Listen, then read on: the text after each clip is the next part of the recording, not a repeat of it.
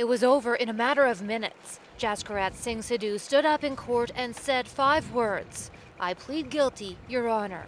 His lawyer, Mark Brayford, explains why. Mr. Sidhu advised me, I don't want to make things any worse.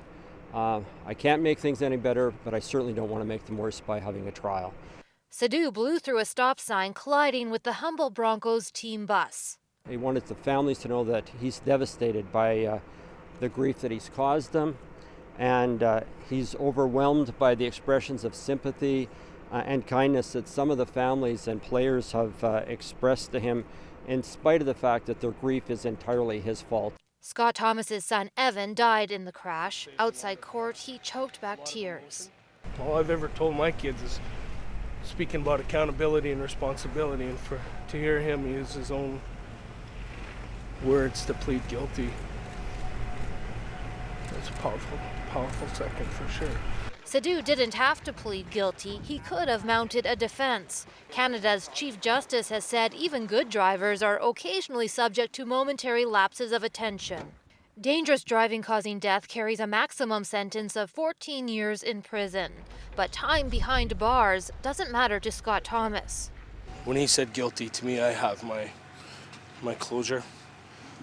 If he sends a day, if he spends 10 years, time is irrelevant. He was guilty. Tom and Michelle Strzelnicki want a sentence that sends a message. Their son Ryan was paralyzed in the crash. While I don't want to vilify him, I do want this to be a lesson learned. I don't think a slap on the wrist is necessarily the way to go.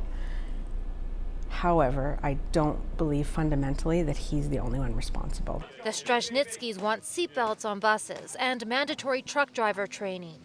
The Humboldt Broncos hockey team issued a statement commending Singh Sidhu for taking responsibility and sparing survivors the anguish of rehashing the tragedy in court.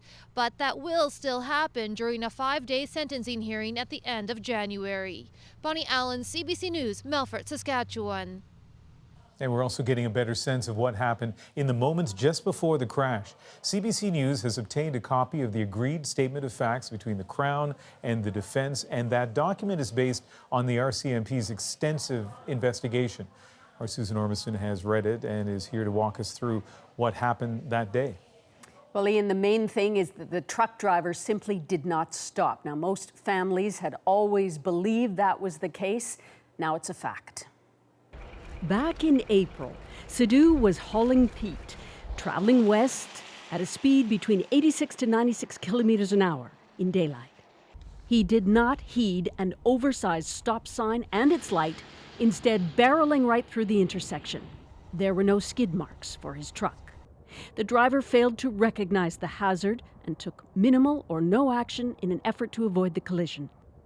Coming north, bus driver Glenn Dirksen was traveling 96 to 107 kilometers an hour, braking hard only at the last second, but with both vehicles at highway speed, he couldn't avoid the truck and T-boned the trailer.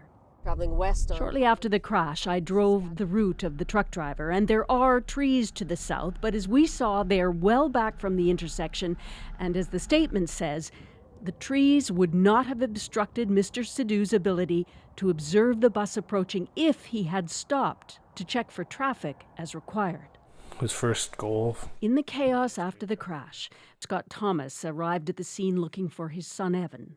What the police officers told me, and I don't know what the investigation's got so far, but he said, yeah, the semi-driver blew right through the stop sign. He said he couldn't see it because the sun was in his eyes. I look over my shoulder, and this is just my opinion, but the sun wasn't in his eyes. That's now confirmed. The sun wasn't a factor, road and weather conditions were good, and Sidhu was not distracted by a cell phone. Which leaves the aching question from parent Tom Strzelnicki, whose son Ryan was paralyzed in the crash. As soon as kids can walk, our parents and teachers teach us, red means stop, green means go, look both ways. Why didn't he stop? That's my only question. What was he in a hurry to do? Was his boss making him make a time limit to get the load off? Or, those are my questions. Now, there will be more details in a reconstruction report, which hasn't been released yet, and we'll also learn more about his driving record. But Ian, What is still missing is an explanation from the driver himself why or how he failed to stop, and we may never get that.